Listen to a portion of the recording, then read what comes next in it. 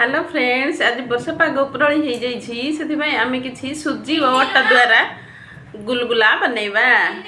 से सामग्री गुड़िक है अटा, अल्प सुजी, अल्प किसी खाइबा सोडा, अल्प किसी लुण स्वाद अनुसार, अल्प कटा होइथिबा नड़िया, पान मधुरी अल्प किसी एवं स्वाद अनुसार चीनी, यही सबको मिसैकी आम गुलगुला बनैबा।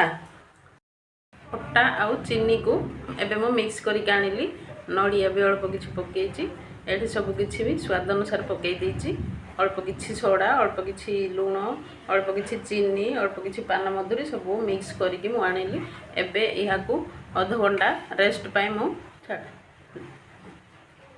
रेस्ट पाई छाड़देली। वर्तमान अध घंटा हो जाइछि। मु चूल्हे कढ़ाई बसैली, से तेल पकाउछि।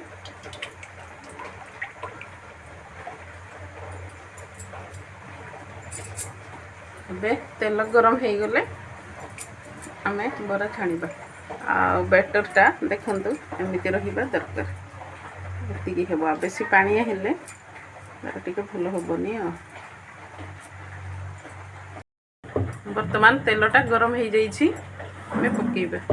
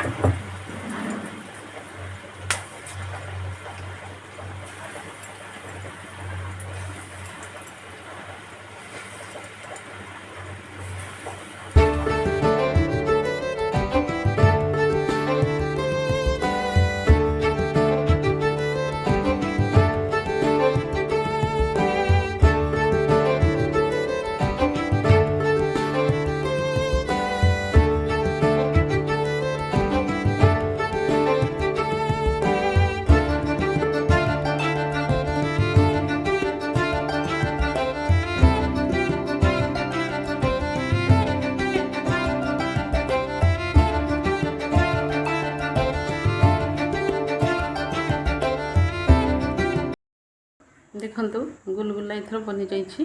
देखंतु केते सॉफ्ट बनिछि। एथर आमे एन्जॉय करबा।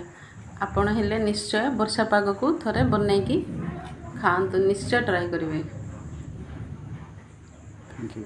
Thank you.